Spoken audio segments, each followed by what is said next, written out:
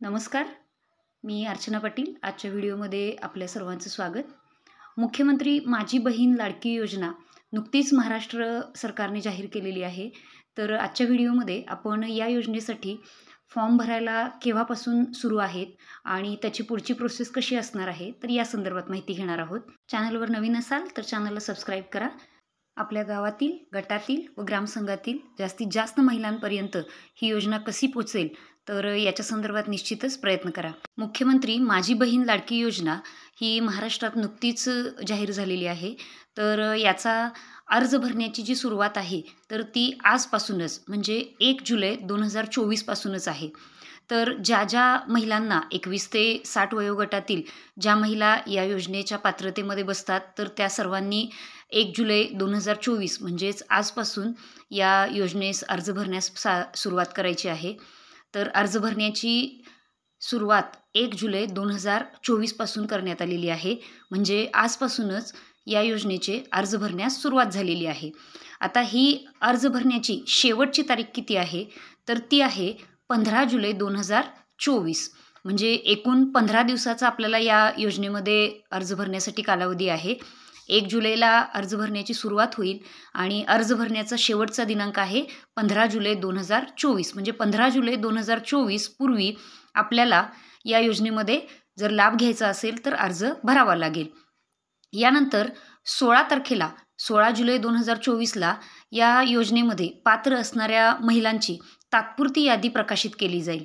तात्पुरती यादी ही 16 जुलै 2024ला प्रकाशित केली जाईल. त्यानंतर 16 जुलै ते 20 जुलै 2024 16 जुलै ते 20 जुलै 2024 या कालावधीमध्ये जर या तात्पुरत्या यादीवर काही तक्रारी किंवा हरकती असतील तर त्या हरकती नोंद करण्यासाठी कालावधी देण्यात आलेला आहे. या हरकती आपण ऑनलाईन व ऑफलाईन म्हणजे ऑनलाईन स्वरूपात किंवा लेखी स्वरूपात अंगणवाडी सेविका वगैरे यांच्याकडे पण देऊ शकतो.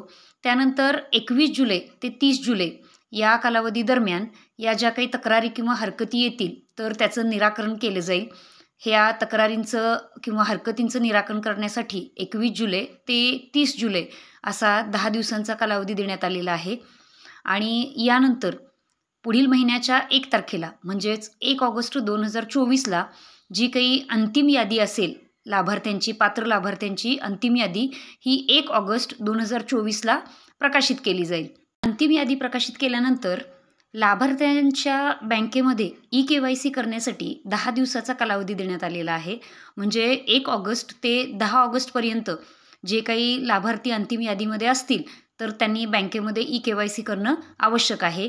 मुख्यमंत्री माझी बहीण लाडकी या योजनेमध्ये 1 जुलैपासून जे अर्ज भरायला सुरू होतील तर 1 महिन्यामध्ये ही सर्व जी काही प्रोसेस आहे तर ती कंप्लीट होताना आपल्याला दिसते आहे. 1 जुलै हा अर्ज भरण्याचा सुरुवातीचा दिवस आहे. तर त्यानंतर योजनेमध्ये अर्ज जे काही भरले जातील तर ते अर्ज भरण्याची शेवटची जी दिनांक आहे ती आहे 15 जुलै. तात्पुरती यादी प्रकाशनाचा दिवस आहे 16 जुलै. त्यानंतर त्याच्यावरच्या हरकतीसाठी 16 जुलै ते 20 जुलै असा कालावधी देण्यात आलेला आहे. आणि अंतिम यादी जी आहे तर ती 1 ऑगस्टला प्रकाशित होईल.